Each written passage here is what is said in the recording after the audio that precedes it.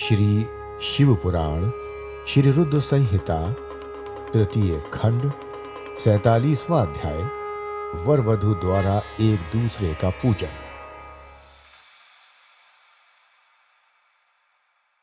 ब्रह्मा जी बोले, हे नारद, गिरिराज हिमालय ने उत्साह पूर्वक वेद मंत्रों द्वारा पार्वती और शिव जी को उपस्नान करवाया।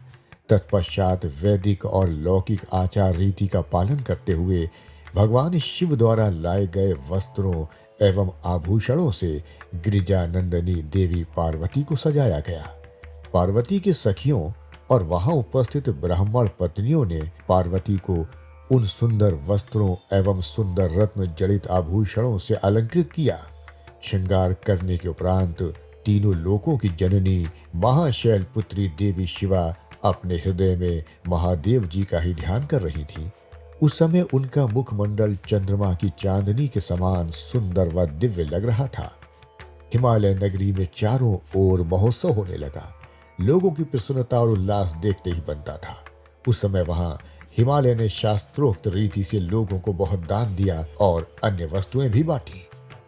गिरिराज हिमालय के राज पुरोहित मुनि गर्ग जी ने हिमालय से कहा कि हे पर्वतराज, लग्न का समय हो रहा है। आप भगवान शिव तथा अन्य सभी बारातियों को यथा शीघ्र यहाँ बुला ले। तब शैलराज के मंत्री सब देवताओं सहित भगवान शिव को बुलाने के लिए जनवासी में गए और उन्हें जल्दी विवाह मंडप में पधारने का निमंत्रण दिया। उन्होंने शिव जी से कहा कि प्रभु, कन्यादान का समय नजदीक आ गया है। वर और कन्या को पंडित जी बुला रहे हैं। तब भगवान सुंदर वस्त्र आभूषणों से सुसज्जित होकर अपने वाहन नंदी पर बैठकर सब देवताओं और ऋषि मुनियों के साथ मंडप की ओर चल दिए। साथ में उनके गण भी अपने स्वामी भगवान शिव की जय जयकार करते हुए नाचते गाते चलने लगे। शिव जी के मस्तक पर छत्र था और चारों ओर चंवर डुलाया जा रहा था। महान उत्सव हो रहा था। शंख, भेरी, पटहे, आनक, गोमुख बाजे बज रहे थे। अप्सराएं नृत्य कर रही थीं। चारों दिशाओं से देवगण उन पर पुष्पों की वर्षा कर रहे थे। इस प्रकार महादेव जी सुशोभित होकर यज्ञ के मंडप पर पहुंचे। मंडप के द्वार पर उनकी प्रतीक्षा कर रहे पर्वतों ने आदर पूर्वक उन्हें नंदी पर से उतारा और भीतर ले गए। शैलराज हिमालय ने भक्ति पूर्वक उन्हें नमस्कार किया और विधि विधान के अनुसार उनकी आरती उतारी। उन्होंने भगवान श्री हरि विष्णु, मुझे तथा सदा शिव को पाद्य अर्घ दिया और सुंदर उत्तम आसनों पर हमें बैठाया।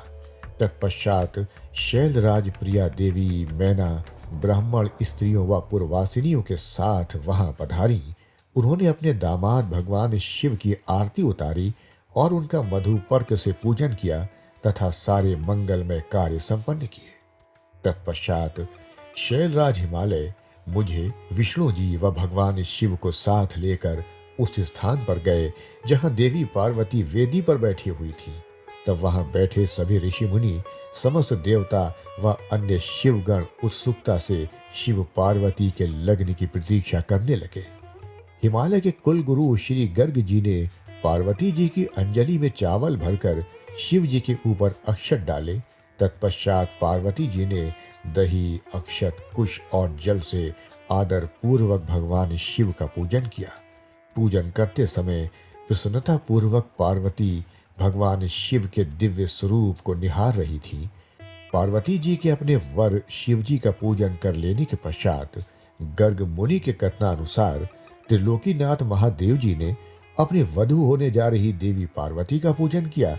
इस प्रकार एक दूसरे का पूजन करने के पश्चात वर वधू शिव व पार्वती वहीं वेदी पर बैठ गए।